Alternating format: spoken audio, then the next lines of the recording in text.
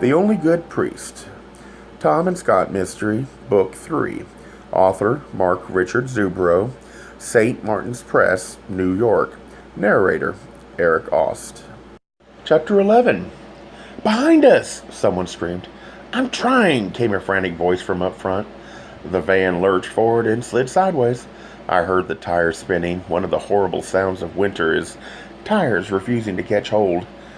Next to the grinding of an engine refusing to start, it's the most depressing sound of the cold. For an instant I saw a shadow loom behind us and heard the roar of an engine. Then I had a sensation of flying, then falling, and the van tumbled and rolled. The pain in my ribs awakened 1,000-fold. I shut my eyes. My tied hands made it impossible to grip anything. Fortunately, they'd wedged me among the blankets, clothes, and sleeping bags, which cushioned me from much of the impact. Even so, my tortured ribs caused pain to shoot throughout my body. The van came to rest on its side. Monica and I lay together, half out the now open back door of the van. We gazed at each other a moment. I felt snow on my cheek.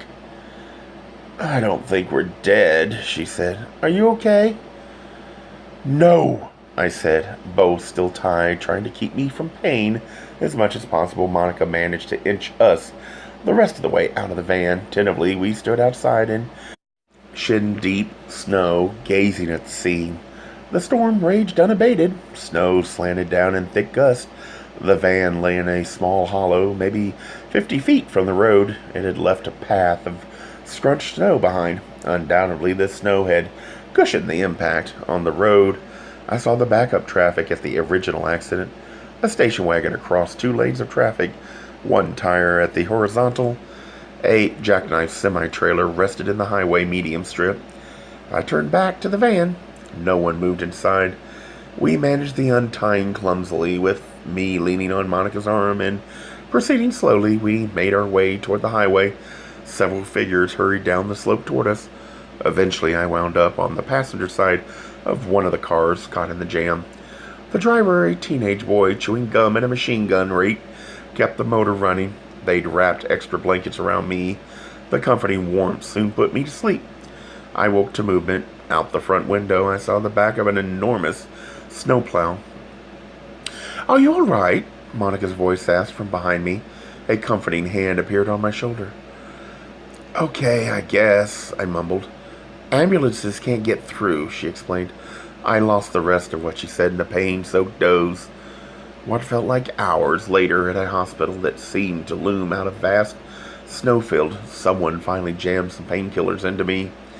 The doctor said they didn't need to keep me. They don't even tape broken ribs anymore.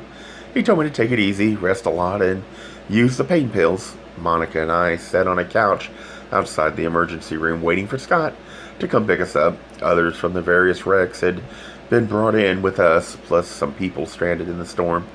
Monica had gotten the local police involved and called Chicago. Scott and Jerry were safe around 2 in the afternoon. The storm lit up. At 4, I took a couple of pain pills. Shortly after 5, Scott drove up in my truck. Heads turned as he walked toward us. He hugged me gently and tenderly. The cab of the truck held the 3 of us comfortably. "Any problems getting here?" I asked, watching the moonlight shine on the crisp, untrodden snow in the fields next to the road. He patted the dashboard. "Your magic machine can go through anything." I stopped a few times to help people. Otherwise, no problem. He maneuvered the truck carefully around a family of 5 creeping down the half-cleared highway. "The Chicago cop, Paul Turner, wants to see us." Monica and I told Scott all that happened and all Priscilla had confessed to. The last word I had in the hospital was that one of the women was dead. Stephanie was in intensive care, given a 50-50 chance of survival. Priscilla was well enough to be questioned.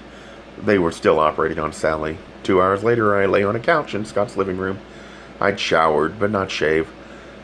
Scott suggested I not do so. The blue shadow of a day's neglected growth of my beard turns him on. We dined on cans of soup and garlic bread thawed in the microwave. Afterward, he sat on the floor by the couch. I lay on him. He held my hand and caressed my arm. We were waiting for Turner. On the way back from the hospital, he told me what happened to him and Jerry.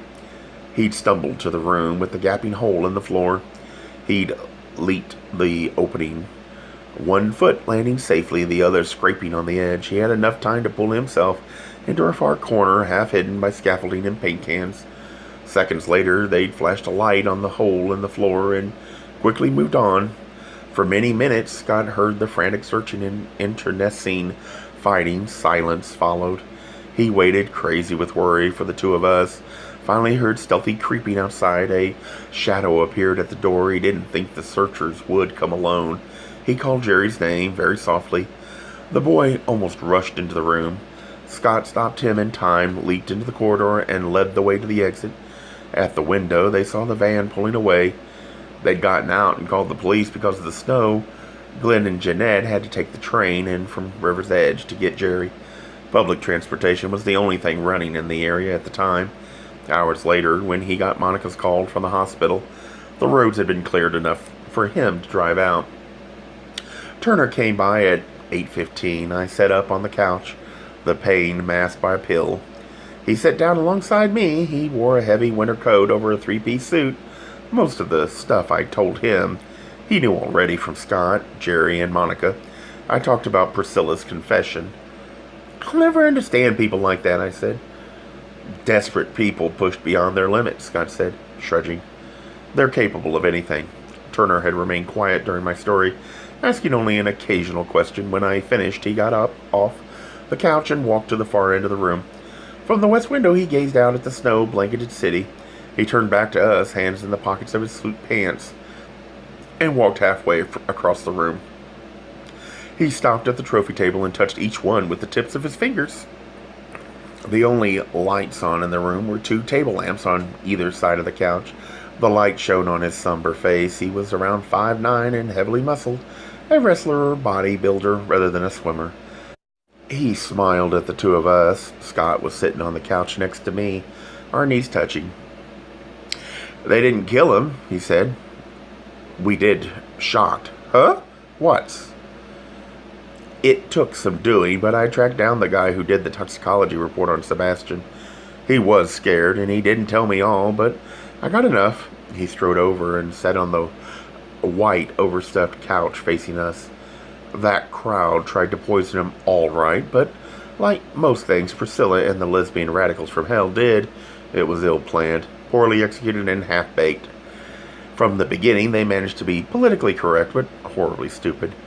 Prentice opened a new bottle of wine and put poison in it, but Sebastian used wine from an already opened bottle." "How'd he die?" Scott asked. "He never drank arsenic. None showed up in his system. Somebody else put cyanide in something Sebastian ate or drank. That's what killed him." "Couldn't Priscilla and Prentice have used both poisons?" "I got a report just before I came over here from the cop who questioned Priscilla. She never mentioned cyanide. When the cop asked, she denied it. The cop believes her. She had no reason to lie to you and Monica in the car. For the moment, we have no proof they did. We're questioning everybody again. Those precious housekeepers would be in the city by now being interrogated if the snow hadn't screwed things up. The River's Edge cops are bringing them in. They prepared all his meals for the past 10 years. I'm going over now. You can come along, but I asked the questions." Mildred and Harriet Weber seemed glad to see us.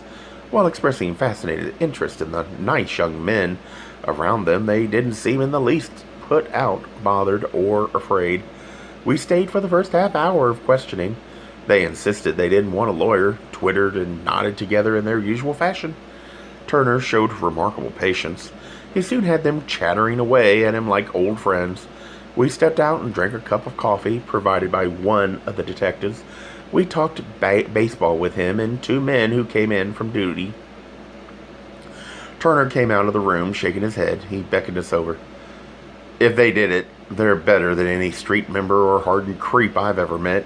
Everything they say sounds right, practically rehearsed. It's so good.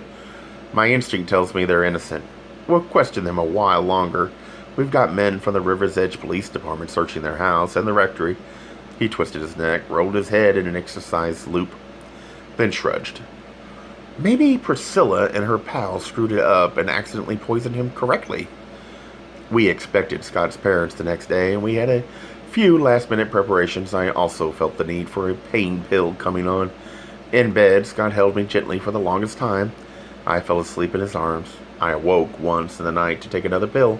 Returning from the kitchen, I stood over the bed, watching him sleep. In our king-size bed, he lay on his side, facing me.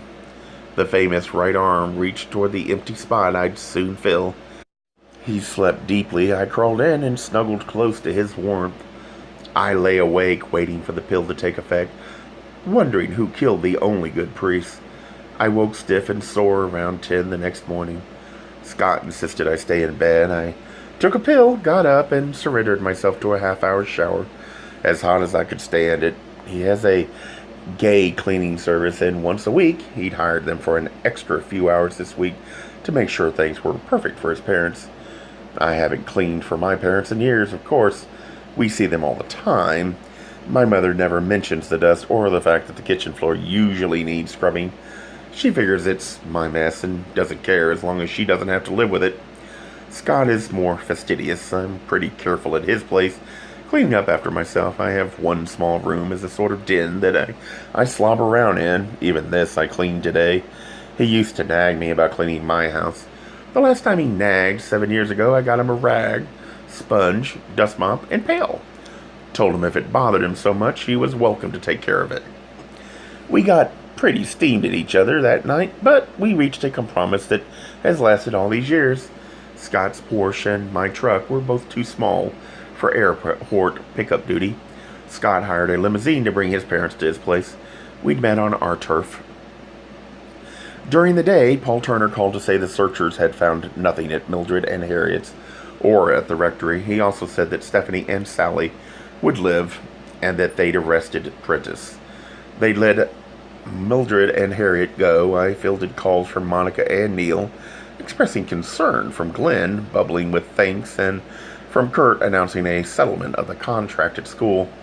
Scott's parents turned out to be fun. His father was as tall as Scott, but thinner, slightly bald, with bright red cheeks and large hands.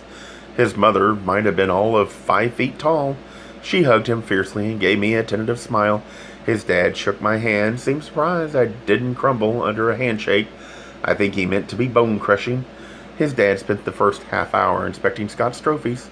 Scott only keeps out a few. When Dad insisted, Scott dragged out all the others from a storeroom deep in the penthouse.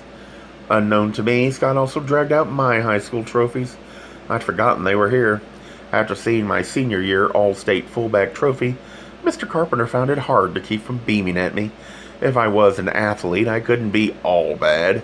Usually, I resent it when my sports background makes me being gay acceptable to relentlessly straight people, like Mr. Carpenter. However, one must learn to put up with a great deal for one's in-laws.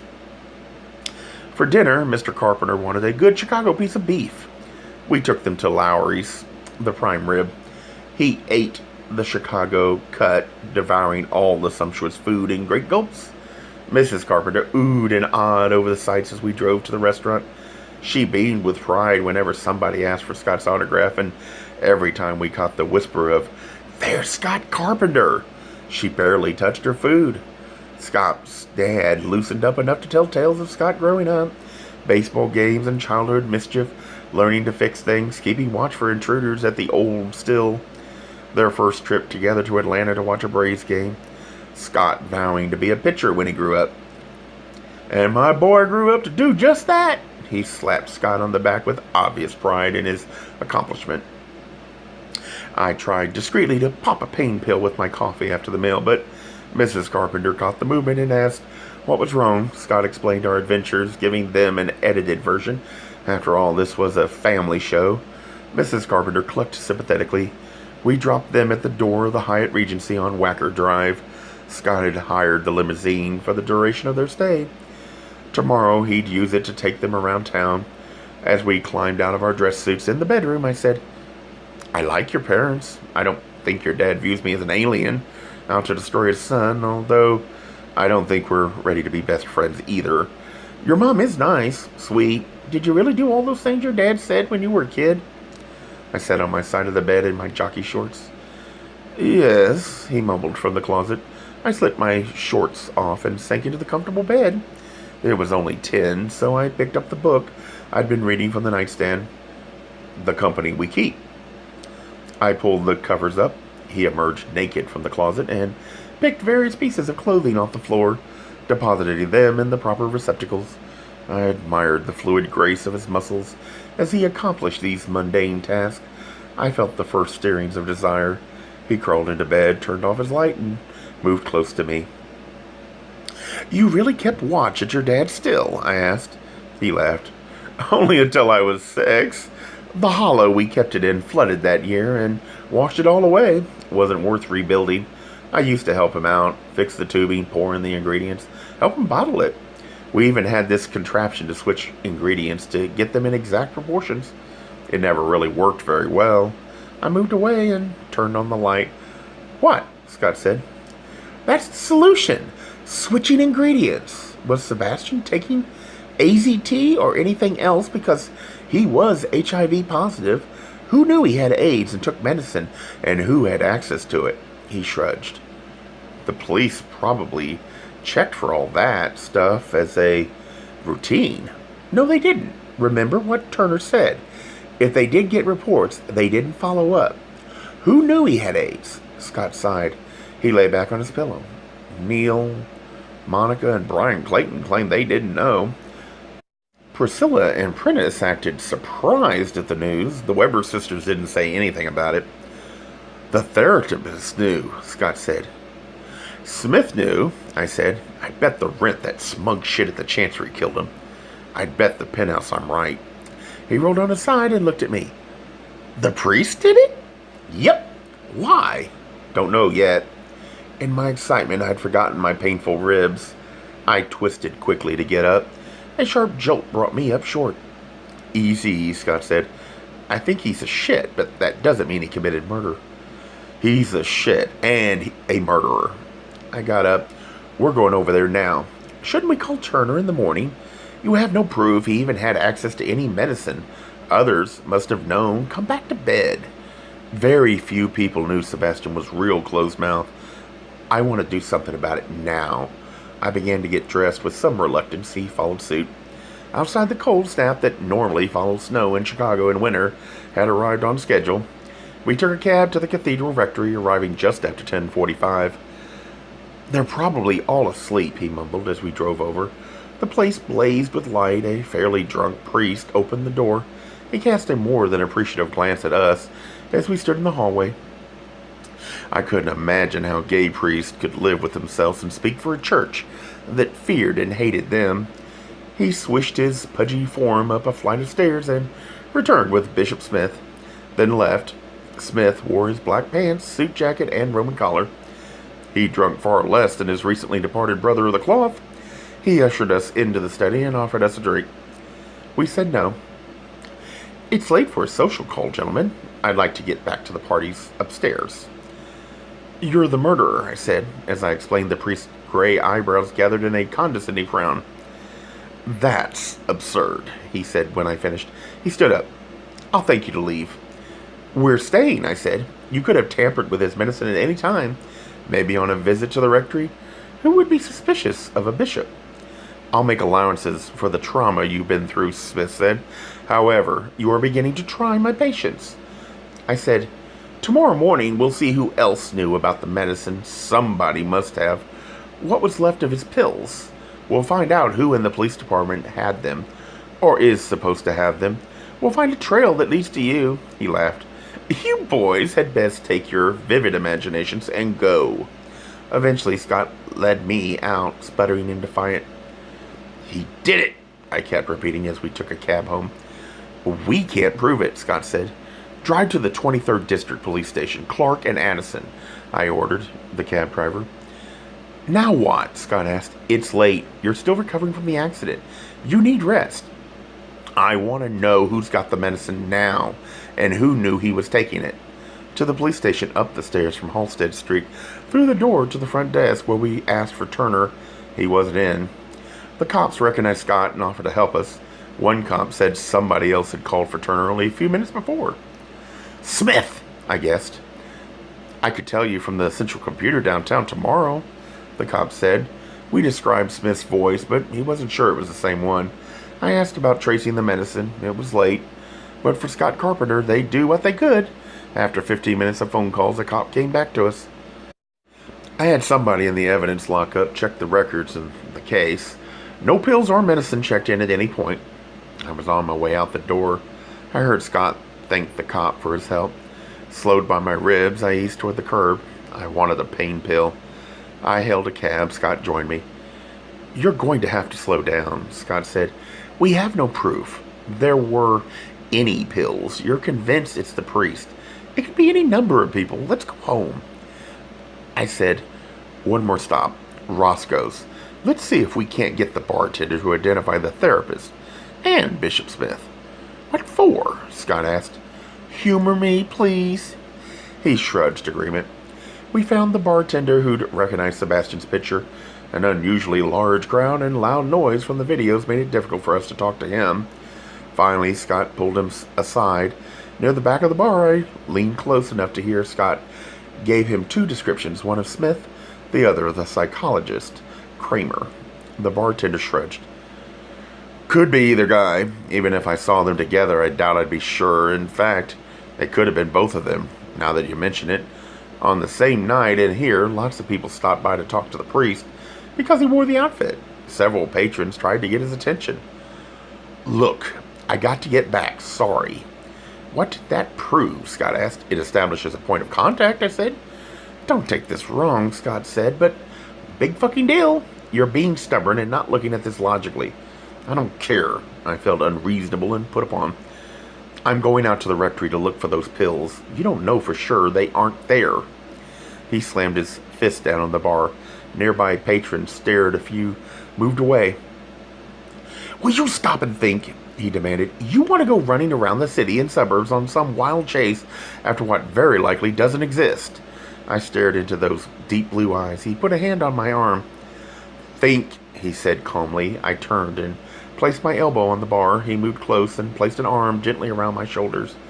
I could feel the warmth of his closeness. "It's late," he said. "We can talk about this more quietly at home." "I guess." As we turned to go, I grabbed my sleeve. "Monocosaurus, the old guy, Father Stewart?" I said. "Now what?" "The Weber sisters said he'd be one of the ones who came to clear out Sebastian's room at the rectory." "The old guy didn't do it," Scott said. We bickered and argued out the door and in the cab all the way back to the cathedral rectory. The lecherous drunk at the door told us where Father Stewart's room was. The sounds of a party still echoed on the second floor. Up on the third floor, we marched to Stewart's room. Light came from under the door, but I got no answer to my knock. I opened the door. Smith sat on the bed with his head in his hands. Stewart sat at a desk, a dark brown prescription bottle in front of him. "I've been expecting you, gentlemen," Stewart said. We sat down in chairs opposite the bed. The room had a large oriental rug in the center with polished hardwood around the edges. A window looked out onto State Street. On one wall, Stewart had a collection of Victorian miniature paintings, all elegantly framed. Other than a cross over the head of the bed, these were the only decorations. Only one light was on in the room. The lamp on the desk shone on Stewart's hands, on the desk, and on his eyes. Silence built for several minutes. "Why?" I asked. Smith pulled his hands away from his head. He stared at the tips of the fingernails on his right hand while he spoke. "We were so close when we were in seminary a year ago. I'd begun meeting him every Sunday to talk over the life we had. I'd watched his career. He'd become a dedicated, brave man, defying the diocese and not hiding his homosexuality. I'd finally learned how much I needed love in the seminary. I rejected his advances. I let him hug me chastely. He wanted passion. I wouldn't respond. I was terrified. I almost turned him in. I'd have ruined a good priest's life," he sighed. "I'll never forget that time we flew to Selma together. Father Stewart told us about it," I said. He finally looked up. "Probably not everything. We went to Selma to march. I took one look at the situation and got on the next plane back to Chicago. He stayed. He cared. He had commitment and drive. He deserved the honors and placement that were coming to me. I wanted his love. I told him so. I told him that after all these years I loved him." He drew a shuddering breath. He rejected me very kindly, very gently. He said I'd have to find my own person to love. Then he told me he had AIDS. A tear formed at the corner of his eye and began to trickle down his cheek. I'd gotten everything I'd ever wanted in my life. I'm clever and competent, and I became a very powerful bishop. Now I realized the one thing I wanted more than anything else was his love and respect. I saw I'd never have either. I also felt incredibly guilt. If I'd loved him all those years ago, he wouldn't be dying. I wanted to hurt him. He took out a handkerchief and wiped his face. He continued, dry-eyed. God, how I hated him. I wanted to kill him. Who knew when he'd die from an opportunistic infection? I began trying to poison him. I tried it a few times with his drinks at Roscoe's, but the opportunity never came up. If nothing else, that damn therapist was in the way. Sebastian told me he was taking ACT. I figured that was my chance. I visited the rectory numerous times. On one of my visits, I went to his room. I emptied the medicine from 2 of the capsules and substituted cyanide. I wasn't sure of the amount needed. I didn't know when he'd take the fatal dose. Eventually he did, and he died. After your visit tonight, I figured I had to get the rest of the medicine back to see if there were any traces, or if the second capsule was left. I came here to ask Father Stewart. I knew he had helped clean the room. Now you know everything. Saturday afternoon, I talked to Kramer, the therapist. He hadn't been far enough to tell me that Sebastian had come to him after he tested positive. Sebastian had broken his vow of celibacy once, 6 years ago. The guilt and self-recriminations had nearly driven him crazy. As far as Kramer knew, Sebastian had told only Smith about having AIDS, so my guess the night before had been accurate. Only Smith could have known to sabotage his medicine. On Saturday evening at my place, Glenn, Scott, Jerry, and I were eating popcorn and playing Monopoly as usual. "You should have seen him, Dad," he said for the 10th time. "Uncle Tom and Uncle Scott were great. They could fight a battalion by themselves. Such is the faith of 12-year-olds. In the kitchen earlier, I asked Glenn how the kid had been. "Scared, but okay," he told me. They'd gone to a therapist as a family. He told them to come back only if Jerry showed signs of having problems. Later, Jerry came in the kitchen while I stacked dirty dishes. Glenn and Scott cleaned up the living room. "We haven't had much time to talk," I said. "How are you holding up?" That must have been awful to go through. I'd gotten sketchy details of the ordeal from Glenn. Jerry talked about it for a little bit, seemed uneasy. Finally, he blurted out, "What if you guys hadn't shown up?" I put an arm on his shoulder and he moved into an embrace. Another year or so and he wouldn't want an adult near him. I held him, soothed him. Scott called from the living room. "Jerry, your dad's in the car waiting." Jerry looked up at me and said, "I love you, Uncle Tom." "I love you too," I said with a final squeeze. He bounced out of the kitchen. I joined Scott in the living room. As we stood together and watched their car's taillights move out of the driveway and pull away, I put my arm around Scott's waist and pulled him close. A Gay Mysteries audiobooks. I think it is easy to hate a label, but a face humanizes the word. So this effort is twofold: to offer comfort to those like myself that your world didn't end because you don't fit into the view of acceptable society on both sides, and in hopes of helping those with family that are LGBTQ, that it doesn't mean we are aliens from the child they once knew. Reassure them so they can maybe be supportive at the same time, being true to their values.